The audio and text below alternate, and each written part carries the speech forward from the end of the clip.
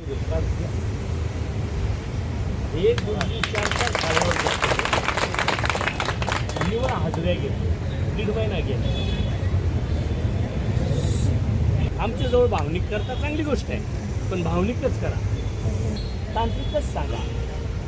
बाकी का भरती नको उगीच नसताना साहेबांनी सांगितलं करा ना. मुद्दे मांडून घ्या. एखाद्या 2 जणांनी बसा, बाजूला बसा, काय राहायचं बाबा, नंतर त्याच्यातून बरं सांग आम्ही करू.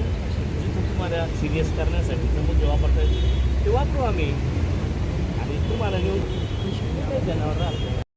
वर्गाचा विषयच नाही. साहेब आज नेटवारीची भाषा करत असाल मॅडम, पण म्हणजे आदिवासी विकास आपला चालवतात तुम्ही. जिथं तुमची गरज आहे तिथं तुम्ही पोहोचता का? आज मुलींची परिस्थिती बघितलं, टॉयलेट बाथरूम नाही आहे. हा विषय मी मंत्री साहेब महोदयांना सुद्धा मांडलेला आहे. हे बघा, दिव्या मराठीच्या ऑफिसमध्ये मांडला की नाही दादा तुम्हाला? पुढे काय मागण्या आहेत, तिथे संदेश झाला, त्यांना काही अपेक्षा होती, निर्णय होत नाही, आंदोलनावर ठाम आहेत. आता त्यांची भेट घेतली, काय चर्चा झाली, काय आश्वासन? चर्चा वगैरे मी तशी आम्ही सगळे मला वाटते 5-7 आमदार मिळून इथे भेट घेतली होती. त्यावेळेला असंच ठरलं होतं की बाबा आउटसोर्सद्वारे त्यांची जी मागणी आहे त्या ट्रेस द थर्ड पार्टी भरती नको, आम्हाला रोजंदारीप्रमाणेच त्या ठिकाणी पूर्वीप्रमाणे एकदा. पण काही लोक कोर्टात गेली होती. आता मी त्यांच्याबरोबर तेच बोलत कायदृष्ट्या तुम्ही कसे त्याच्यात इजिबल आहात, समोर हे जे काही तुमचे मुद्दे आहेत हे एकतरी एकत्र येऊन, आणि जो आपण गोंगाट करून किंवा गोंधळ करून जे सांगत असतो का आम्हाला घेतलंच पाहिजे, अगदी बरोबर आहे, घेतलंच पाहिजे. तर घेण्याची कारणं काय काय आहेत तर त्यांनी आत्ता सांगितले का आम्हाला पहिल्या वर्षी घेताना ॲड देऊनच आम्हाला घेतलं, आमची पात्रता शैक्षणिक पात्रता तपासूनच आम्हाला घेतलं आहे. म्हणून आम्ही पहिलं वर्ष, दुसरं वर्ष, तिसरं वर्ष, चौथं वर्ष 17 सालापासून आम्हाला अगदी शासकीय भरतीच्या निकषाप्रमाणेच घेतलं आहे. समोर नाही, आम्ही परवा सरकारबरोबरही चर्चा केली. जवळपास 20-22 आमदार सगळे आम्ही होतो, मुख्यमंत्र्यांना भेटलो, सगळ्यांना भेटलो. त्यांनाही थोडेसे ह्या बाबी नव्या जे काही एकतर लक्षात आणून देत नाही का. जसं आता सांगितलं का मी MA BEd आहे, BPEd आहे, मग माझा निकष काय पाहिजे? फक्त स्पर्धेतून जाणं हाच एक निकष आहे. हे शासनाचं मत आहे.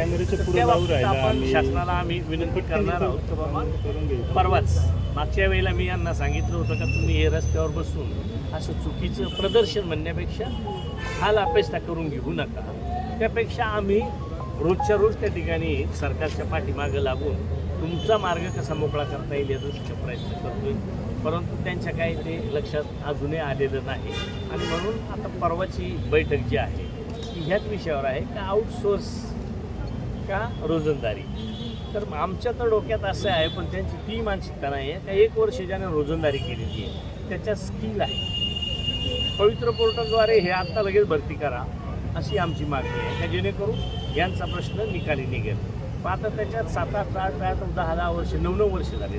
तर 9 वर्षांच्या मुलांना पुन्हा स्पर्धेत येणं किती शक्य असेल असं बऱ्याच लोकांनाही वाटत नाही, मलाही तसं वाटत नाही. म्हणून त्याच्यात प्लस मायनस काही करता येतं का या दृष्टीनं प्रयत्न करायचा विचार करतो. आता क्लास 4च्या संदर्भातला जो विषय आहे तर क्लास 4मध्ये आजची दिसणारी संख्या पण प्रत्यक्ष लागणारी माणसं ह्याच्यात तफावत आहे.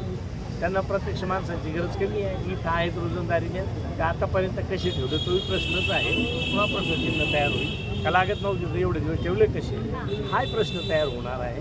फक्त आमची एकच सगळ्यांची विनंती आहे, शासनाला सुद्धा आम्ही निपसून त्या दिवशी सांगितलं का काय करायचं ते करा, पण एवढ्या 4 दिवसात 8 दिवसात हा मार्ग मोकळा करा. कारण 1.25 महिना आता 1.5 महिना होतील शाळा सुरू होऊन. आजही बऱ्याच शाळेंवर 2-2, 3-3च शिक्षक आहेत आणि वर्ग 10 आहेत.